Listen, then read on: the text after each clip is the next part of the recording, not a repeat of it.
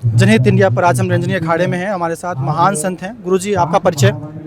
स्वामी भूपेंद्र गिरी। गुरुजी, महाकुंभ के बारे में आप क्या कहेंगे आज?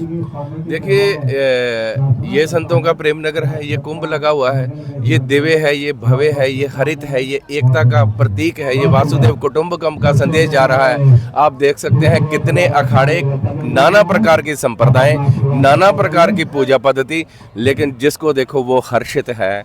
वो अमृत की बूंदें जो बरस रही हैं, एक तो वो है जहाँ त्रिवेणी संगम पर अमृत बरस रहा है, एक वो अमृत बरस रहा है जो संतों के मुखार बिंद से बरस रहा है, एक वो अमृत बरस रहा है जो हवन यज्ञ से हवि के रूप में निकल रहा है। तो ये दिव्य और भव्य महाकुंभ है।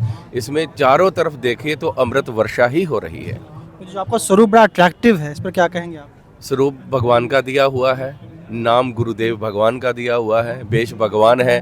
गुरुदेव कार्तिकेय निरंजन देव की गोद में बैठे हैं, तपोनिधि पंचायती श्री अखाड़ा निरंजनी में बैठे हैं। स्वरूप भगवान का दिया हुआ है। ये नज़रों का दृष्टिकोण है कि कौन किस नज़र से देखता है उसको वैसा ही नज़र आता है। जब युवा हमारे देखेंगे आपको, मैं दर्शक देखेंगे तो जरूर बहुत प्रभावित होंगे। कुछ आपकी जटाएं कब से मतलब हैं? आपने कब संन्यास लिया? 98 से संन्यास लिया था, 98 के कुंभ में हरिद्वार।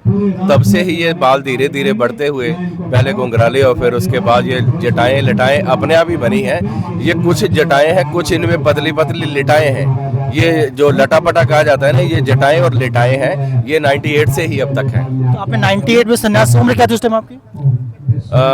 उम्र तो भगवान ही जानते हैं कि कितनी रही होगी, लेकिन खुद ही अंदाजा लगा लो कि 96 से मैं सन्यासी हूँ और उससे पहले भी मैं गुरुदेव के श्री चरणों में रहा हूँ। तो उम्र तो भगवान की दी हुई है। देखो जितने भी आपके अखाड़े के चार महामंडलेश्वर स्वामी कैसन जी महाराज की शिष्या हर्षा रिझारिया पर लगातार विवाद चल रहा है, इस पर क्या कहना है आपका? वो भगवा पहनी थी। देखिए, सबसे बड़ा है रोग, कुछ तो कहेंगे लोग। अब जो लोग हर्षा रिशालिया पर आरोप लगा रहे हैं, पहले तो मैं उन लोगों का आधार जानना चाहता हूँ कि उनका आधार क्या है। आधार का मतलब ये है कि उनके पास वो कौन सा ऐसा पैरामीटर है जिससे वो जांच करें। उनके पास पोस्ट कौन सी है, किस अधिकार से वो हर्षा रिशालिया के ऊपर उंगली उठा रहे हैं। सन्यासी कोई भी हो सकता है, यति कोई भी हो सकता है, लेकिन अगर कोई सन्यासी या यति नहीं भी है, साधक तो कोई भी हो सकता है। हमारे अखाड़े में गुरु सिर्फ निरंजन देव हैं, बाकी हम सब लोग गुरु भाई हैं, गुरु बहन हैं, और यहाँ पर सिद्ध और साधक का रिश्ता ही चलता है। निरंजनी अखाड़े की ये मर्यादाएं हैं, ये इसका रूलिंग है, ये हमारी रिचुअल्स हैं, ये हमारी परंपराएं हैं कि कोई भी हमसे आकर के साधक या साधिका अपना साधन भजन मोक्ष का द्वारा साधन ले सकते हैं, दीक्षा ले सकते हैं, दीक्षित होकर के अपना साधना कर सकते हैं। जी, आपका नागा और आप संतों में क्या अंतर होता है? नागा और आप संतों, नॉर्मल संतों में क्या? देखिए, जब कोई सन्यास की दीक्षा में प्रविष्ट होता है तो नागा पहले महापुरुष बनाते हैं, वो वस्त्रधारी होता है। जब तक वो 12 वर्षों तक अपना शस्त्र और शास्त्र अध्ययन करता है, अपना जब तक पूजा हवन और गुरुजनों की सेवा में वो शिक्षित होता है, 12 वर्ष के बाद ही उसको जो है वो दिगंबर नागा दीक्षा का अधिकार प्राप्त होता है। फिर उसको दिगंबर दीक्षा विधि विधान से दी जाती है। यानी 12 वर्षों की तपस्या के बाद फिर उनको नागा बनाया। गुरुजी, अगर आप नागा बन गए हैं तो अपनी इंद्रियों पर, अपनी इच्छाओं पर कैसे कोई इतना कंट्रोल कर पाता है? देखो जी, पतंजलि का सूत्र है चित्त वृद्धि निरोधाश्च योगा, और उसमें अगर हमने चित्त की वृत्तियों को निरोध नहीं किया है, यम नियम आहार प्रत्याहार ध्यान धारणा समाधि प्राणायाम, ये योग के 8 अंग हैं। इनका अभ्यास करते करते ही आप इंद्रियों पे ऊपर निग्रह कर सकते हैं। बाकी जब दिगंबर दीक्षा देते हैं, रात भर के ठंडे जल से उनका सुबह सुबह अभिषेक होता है, फिर उनको विभूति रमाई जाती है, फिर उनकी इंद्री को निष्क्रिय किया जाता है। वो क्रियाओं के बाद वो इंद्री को निष्क्रिय कैसे करते हैं? निष्क्रिय करने का एक प्रावधान है यहाँ पर। इंद्री को पकड़ के उसको 3 झटके देके उन नर्व्स को नम कर दिया जाता है। अच्छा, यानी कि जो संतों का जो लिंग होता है उस पर तंग तोड़ा बोलते हैं, उनके लिंग से पकड़कर ही उस इंद्री को ही झटका देकर के उनकी नर्व्स को नम किया जाता है, तभी वो दिगंबर और तंग तोड़ा बनता है। अच्छा गुरुजी, आपकी आपकी जटाएं जो हैं वो सर से लेकर पैर तक है, तो मतलब कभी दिक्कत होती क्या जटाओं से? नहीं, जटाओं से क्या, मेरे शरीर का अंग है ये।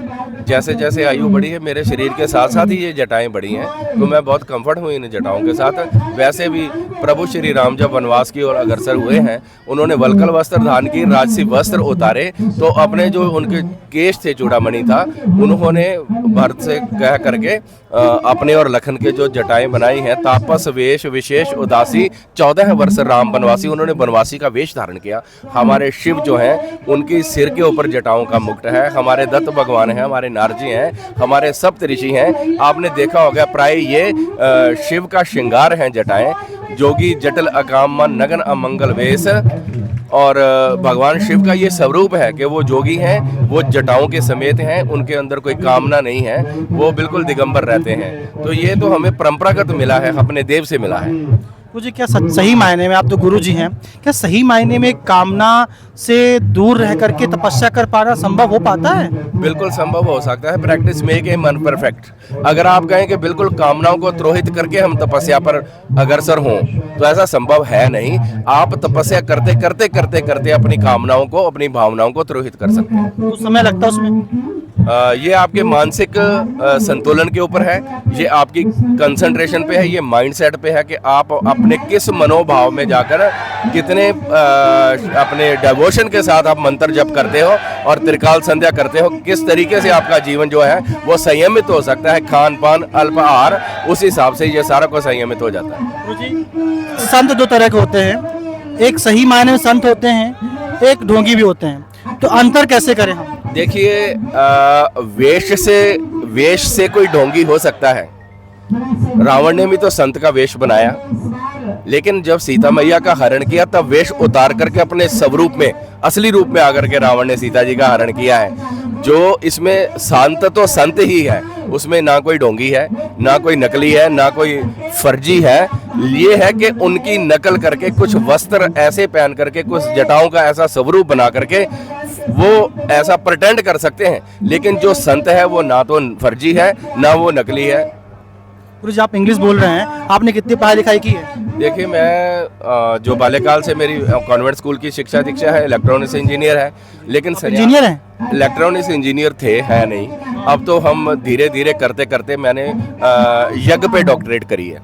नॉन एकेडमिक स्टडी से यज्ञ के ऊपर डॉक्टरेट है मेरी। तो इंजीनियर से बाबा कैसे? नहीं, जब हम शिक्षा दीक्षा पढ़ाई कर रहे थे तभी हम अपने गुरुजी के सानिध्य में थे, तभी हमारा गुरुजी के साथ आना जाना था। हम रिलीजियस स्कूल में भी पढ़े हैं, तो धीरे धीरे मन के ऊपर ऐसा कुछ प्रभाव हुआ या प्रारब्ध ने कुछ ऐसा योग बनाया, सर्कमस्टांसिस, कि हम संन्यास के मार्ग पर प्रशस्त हो गए। बहुत धन्यवाद। और मीडिया भाई हमारे बैठे हुए हैं, बहुत बहुत आपका धन्यवाद जुड़ने के लिए, बात करने के लिए। फिर मैं आपसे फिर बार मिलूंगा। जय हिंद, जय भारत।